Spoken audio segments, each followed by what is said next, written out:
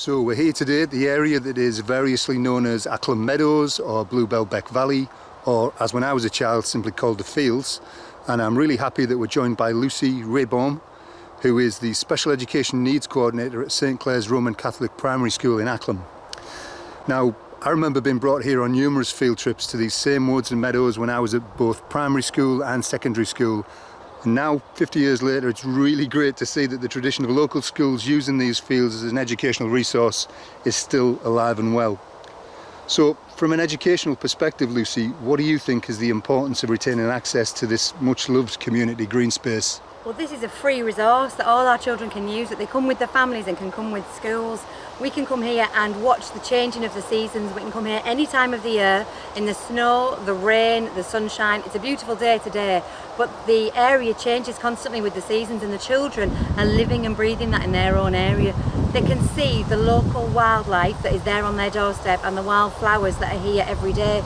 This isn't something that's trapped in a zoo or hidden on a nature reserve. This is on their doorsteps. They can then bring the families and share their knowledge that they've learnt about in school and in their local area. It is free. We don't have to take the children on a bus. We can walk to this area. We come all the time. We've worked with Bluebell Beck, the Friends of Bluebell Beck, and we did planting. We planted wild primroses back in May, and we looked for bluebells, and the children walked through where Lady Bluebell, the carving, is, and she's become a part of our history at St Clair's now. They've looked for the troll, they've told stories and had adventures. We've come here for many years. I've worked at the school for 20 years, and I've brought classes here for years and years, every single year. We've done plant exploration, we've done wildlife and mini beast exploration, we've done den building, we've done our forest school things down here, so we've built little fires in safe fire pits, and we've roasted marshmallows, we've made hot chocolate. Experience that those children are going to remember forever and ever. Hands-on practical learning rather than sitting in a classroom writing. This is real, and this is here for them all the time. That's great. So it sounds like the actual locality of Acklam Meadows, the fact that it's on your doorstep, is actually a big thing, rather than the kids having, for example, they get on a bus and take a field trip out of town to study and interact with nature. Yes, I think they need to realise that nature's here, not just on a double-decker bus over at a farm or something like that. They have to realise that it's actually here. Schools nowadays have very tight budgets actually, and we're having cuts all the time. To pay for a bus to take 30 or 60 children on a trip costs a lot of money. Today's cost us nothing, and it never does when we come here. And actually then our parents can come and get involved. It's the all-round education of a child. It's not just about the teachers, it's about the parents, the families, the community. This is our community, and children should be a part of that. At St Clair's, we're a global learning school, so the global goals state that by 2030 we need to have made all these changes to our world. The changes that my 5, 6 and 7-year-olds need to see happen right now. We're looking at the environment, we're looking at life on land, and if this is taken away, the children can tell you about greenhouse gases and pollution and all of those things that will impact if we have more cars, more roads, more houses. Do you think that the children actually get more from directly experiencing nature in these meadows rather than simply learning about nature from books or from the TV or from the internet? Our children are technical wizards these days. They spend a lot of time learning through iPads and computers and TVs and videos, which is great and it has its place, but children are very kinesthetic learners. They need to be hands-on, feeling, touching, using all the senses. I can put a PowerPoint on my whiteboard, I can put a YouTube clip on my whiteboard in school. It's not the same as smelling the flowers, touching the snail as it comes out of its shell, running through a meadow, feeling that grass against your legs.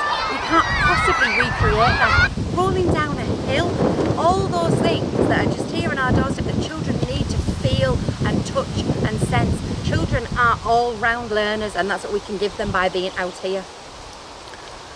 So what do you think it'll actually mean for the education of children in our community if Middlesbrough Council get their way and develop this green space for housing? Well, firstly, there'll be more children wanting to come into our local schools. Already the schools in this area are oversubscribed. Our own school has a waiting list of children wanting to come. So if we're bringing new families into the area, it's lovely, and I can see why they want to do that because we've got good schools. Where are they all going to go? We're going to have class sizes of 30. They won't be able to increase. So there's going to be children who actually won't be able to come to our schools, and we'll have to go further afield.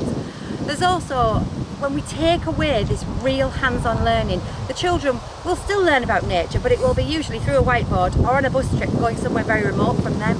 Will they be able to take their families there so easily? Probably not. Are we really educating the whole child by taking them further afield? No. What will they learn from seeing lots of houses and lots of cars?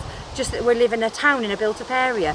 I don't really appreciate that Acklam in itself has this beautiful, beautiful meadow, this lovely beck, all of these resources.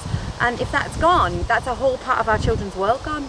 Yeah, I couldn't agree more. I mean, you know, I've been playing on these fields and in these woods since I was a child, and I'm still on here every day, three times a day with the dog, and just enjoying the green space. Finally, Lucy, I'd like to ask you what you think about the non-educational benefits that children in our community get from these meadows and the associated woodlands. Well, it's a place to play and be free and to run about and to have family time. I've got 3 children and a dog. We're here all the time. We can bring family picnics here. It doesn't cost us a penny. Things are expensive when you've got a young family. So a day out here, we just grab the bikes, grab the dog, and we can come and pack up a picnic. We can play at the goalposts, and we can set up cricket stumps. And it is the ever-changing seasons that I love. I love to walk through just the woods behind and watch the bluebells. Another time of year, see another plant that's growing, and it just, my children feel that the nature is there around them and they can watch those seasons all the time. And I think that's non-educational. This is an area that, and also I'm thinking of just your health and your well-being and your fitness. You know, my husband runs through here, my children play football here. You know, where will we go? Will they be tied to Xboxes a little bit more, less places, or formal playgrounds rather than being able to be out here and climb a tree? Are we going to stop all of that? Lucy, I'd just like to thank you for your time today and for bringing the children along. It's been great meeting you, and it's been really great watching the kids enjoy themselves on the Acklam Meadows. Thank you. Thank you very much.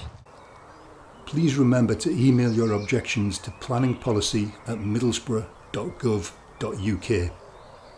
Alternatively, you can write a letter to the Planning Policy Team, Middlesbrough Council, PO Box 504, first floor of the Civic Centre, Middlesbrough, TS1 9FY.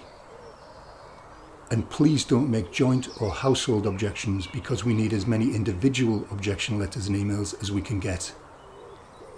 The deadline for receipt of objections by the Council is Monday the 9th of July. Contrary to popular opinion, we can confirm that there is no age limit to submit an objection, so please get each of your children to write their own objection letters too. Finally, you can stay informed by joining the Facebook group Green Stuff Middlesbrough and Beyond, the link for which you can find below this video.